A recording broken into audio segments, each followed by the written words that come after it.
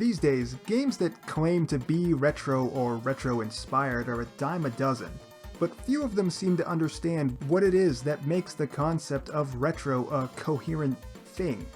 More often than not, retro will just get slapped on as a label to anything with low-resolution graphics, ignoring both that there's much more to retro pixel graphics than just being low resolution, and that beloved retro games are usually adored for more than just their age.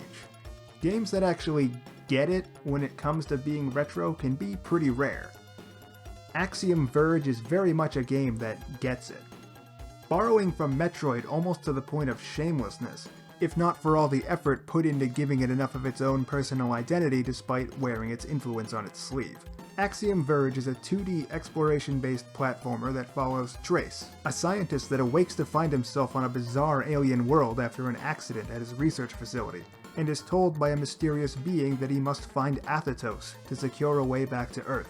You use the conveniently supplied gun and Trace's incredible lower body strength to jump around the various regions of the planet Sudra, shooting any weird gooey things that get in your way while collecting lots of power-ups and new abilities scattered around the world. The formula itself isn't particularly original, but Axiom Verge does an excellent job of refining it. Control, with two notable exceptions, is pretty much perfect. Jumping feels good and movement speed is just right.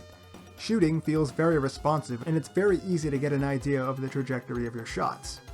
Well, not for that thing. As new methods of movement are added, new ways of exploring the environment are introduced to the player and allow them to reach previously unreachable areas. My only issues with the controls come from the grappling hook and the dash. The animation on the grappling hook is weirdly jerky, and combined with the way that holding forward will cause you to automatically jump off at the end of the swing, it can make it pretty awkward to use, since it's difficult to tell where in the swing animation you are, what with the jerkiness and all. I get the sense this was meant to be reminiscent of Bionic Commando, but I don't really think it fits here. And at a certain point in the game, you find a lab coat that allows you to phase through walls that are one block thick by double tapping the direction. But later this ability is upgraded to a dash that allows you to use it anywhere by double tapping in any direction. And double tapping a direction is a very easy thing to do on accident, and I often found myself using this when I didn't want to and sending myself off the edge of a platform or into an enemy. Though this ability is upgraded again later, giving you temporary invincibility after using it, that at least partially remedies that problem. Axiom Verge has a diverse range of bizarre monsters that will attempt to obstruct your path. Each has a distinct and predictable behavior pattern that makes their placement feel more like a series of deliberate obstacles than just stuff randomly thrown in your way to slow you down. And in addition to the standard enemy interaction, i.e. killing them all, you can also use one of the special functions of your weird, gross biomechanical gun, the Address Disruptor. This will glitch out enemies and certain things in the environment, changing their properties. This can mean changing an enemy's behavior, its hitbox, or any number of other properties. Strategic use of the Address Disruptor can make many situations much more manageable and add some very interesting depth to the gameplay using what is ultimately a very simple mechanic. Bosses share the simplicity of the normal enemies, though I don't think that's quite as good a thing for them. They're not bad per se, but they are kind of boring. They all just have this kind of rigid pattern that just speeds up as they get closer to death.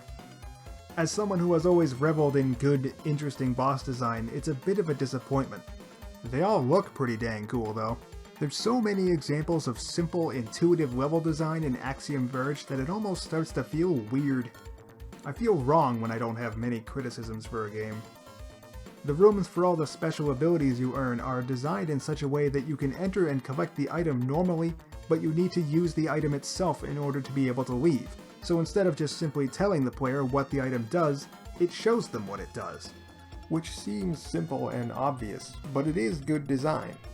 Especially in a game like this, where it's so important to be able to recognize exactly which of your weapons or abilities you'll need to progress past an obstacle. When getting a new item, you may find a type of obstacle you've seen elsewhere and immediately recognize what areas are now opened up to you. There are a lot of weapons you can unlock by exploring all the nooks and crannies of the planet Sudra, and by solving many of its often esoteric secrets. It's not quite as cruel as something like Fez, but a lot of the secrets will require some especially creative thinking to solve. And this is an unnecessarily expansive arsenal of weapons we're talking about here. Like, as in, many of the weapons themselves are unnecessary.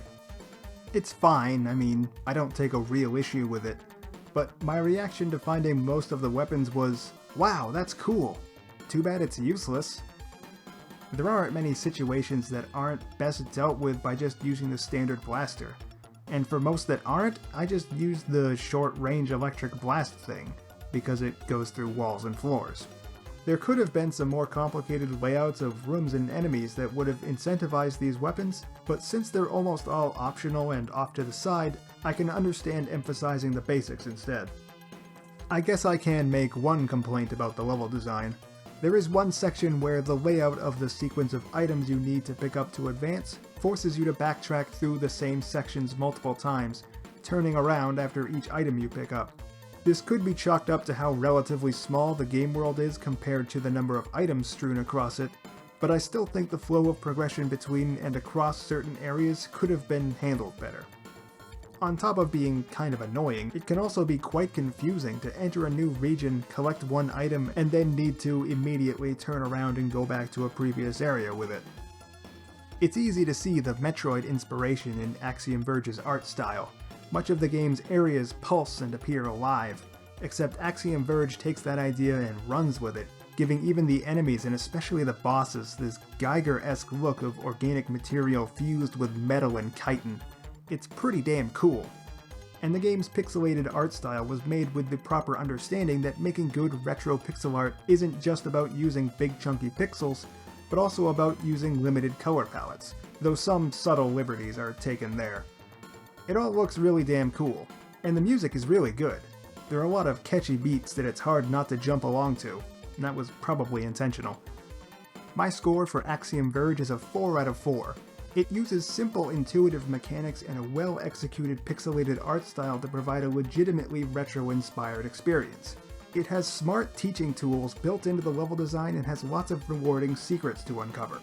On the other hand, there are some minor control issues with the dash and some poorly laid out areas, but I don't consider these to be very significant flaws.